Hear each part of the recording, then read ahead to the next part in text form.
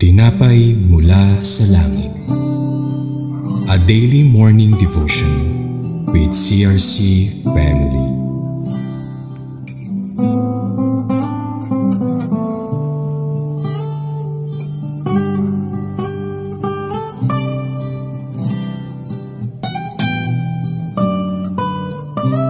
Mapagpalang umaga po sa lahat. Ako po si Kian ng CRC Dasma Daughter Church at sa umaga pong ito, samahan niyo po kami sa ating programang Tinapay mula sa Langit, ang pang-araw-araw po nating devotion sa salita ng Diyos. Samahan niyo po ako sa isang maikling panalangin. Panginoon, maraming salamat po sa panibagong umaga at buhay na iyo pong binigay sa amin. Salamat po, Panginoon, sa umagang ito na muli ay makapakikinig kami ng iyong salita at mga gandang balita. Ang panalangin namin ay magbigay ito ng sigla at karunungan sa lahat ng makaririnig ng iyong salita sa umagang ito. Ikaw, O Diyos, ang magbigay ng karunungan at wastong kaalaman upang maunawaan po namin ang nais mong maipabatid sa lahat sa mga oras na ito. Sa pangalan ni Jesus, Amen. Tayo po ay bumasa sa Levitico 21 verses 16 to 24 MBB version. Sinabi pa ni Yahweh kay Moises, sabihin mo rin kay Aaron na ang sino man sa lahi niya na may kapintasan o kapansanan ay hindi kailanman nararapat mag-alay ng handog sa akin. Hindi maaaring lumapit sa altar ang sino mang bulag,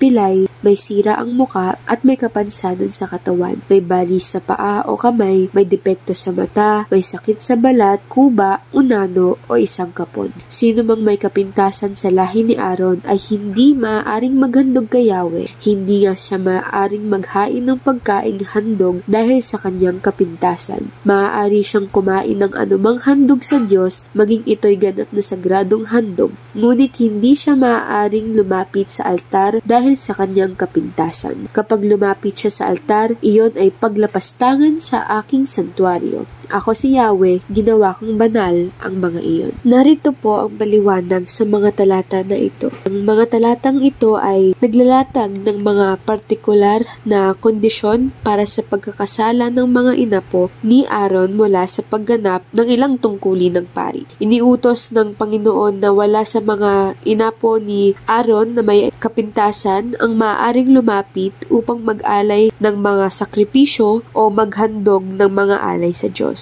Ipinakita din po dito ang iba't ibang uri ng kapintasan na nagdudulot ng pagkakasala o diskwalifikasyon sa isang pari. Bagamat hindi pinahihintulutan ang mga pari na may kapintasan na gampanan ang ilang tungkulin nila, pinapayagan silang kumain ng pinakabanal na pagkain at ng mga banal na pagkain na iniaalay sa Diyos. Ito ay upang matiyak po na sila ay mabibigyan pa rin ng sustento sa loob ng komunidad ng mga pari. Ngunit kahit na maaaring kumain ng banal na pagkain, hindi pinapayagan ang mga pari na lumapit sa kortina na naghihiwalay sa banal na dako mula sa pinakabanal na dako sa tabernakulo o lumapit sa dambana.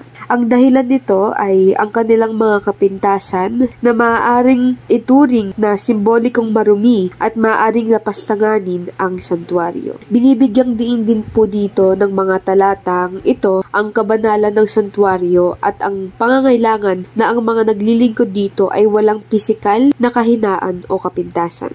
Binibigyang diin ng teksto ang pangangailangan para sa mga pari na maging buo at walang kapintasan sa katawan kapag sila ay lumalapit sa Diyos. Sa ating buhay, ito'y nagbibigay inspirasyon sa atin na magtahak ng landas tungo sa kahusayan sa anumang mga tungkulin o responsibilidad na ating ginagampanan. Ito po'y nagsisilbing paalala na ang pagbibigay ng ating best, maging sa trabaho, relasyon o personal na pag-unlad, ay nagpapakita ng kahusayan. Ito din ay nagpapaalala sa atin ng kahalagahan ng paglikha at pagpapahalaga sa mga simbahan o sanktuaryo ng Diyos. Bagamat ang ating binasa ay naglalatag ng mga pamantayan para sa mga pari, pinapayagan din ito ang mga may kapansanan na magbahagi sa banal na pagkain. Ito'y nagsisilbing paalala na tayo ay dapat maging kasama at magpakita ng malasakit sa mga taong maaaring magkaiba o may mga limitasyon. Ipinapahayag nito ang ating pangangailangan na isalaysay ang pangangailangan at kabutihan ng iba, anuman ang kanilang kalagayan. Ang pahintulot sa mga pari na may kapansanan na kumain ng banal na pagkain ay nagkakatyak na sila ay mabibigyan ng espiritual na nutrisyon. At sa atin pong mga buhay, ito'y nagpapahayag ng kahalagahan ng pagpapakain sa ating espiritual na kaluluwa sa pamamagitan ng panalangin, meditasyon o pakikilahok sa ating pananampalataya. Kahit pa tayo ay merong hinaharap na mga hamon o limitasyon. Kaya nais po ng Diyos na tayo ay magtamo ng inspirasyon na magtahak ng landas tungo sa kahusayan, magpakita ng malasakit sa iba, magpatuloy ang respeto sa sanktuaryo ng Panginoon at maghanap ng balanse sa ating mga gawaing pang-araw-araw. At sa atin pong pagtatapos, samahan niyo po ako sa isang panalangin.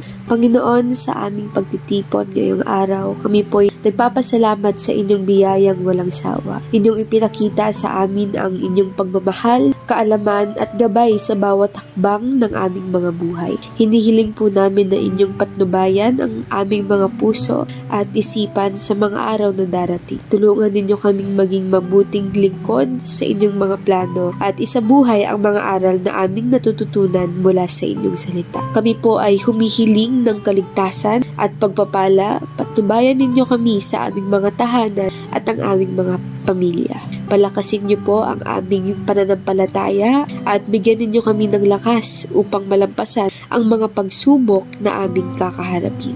Aming pinapaabot sa inyo ang aming pasalamat. Hinihiling po namin ang inyong patnubay sa lahat ng aming mga gagawin. Maraming salamat, Panginoon. Ibinabalik na po namin lahat ng papuri at pagmamahal. Amen. Salamat po sa inyong pagsama sa amin dito sa ating programang Tinapay Mula sa Langit. Patuloy po nating subaybayan ang mga susunod pang morning devotions na inyo pong mapapanood dito sa YouTube channel ng CRC Family. Maaari nyo rin po na ibahagi ang ating mga episodes ng Tinapay Mula sa Langit. Pagpalain po ang lahat at muli, magandang umaga po sa inyo. Thank you.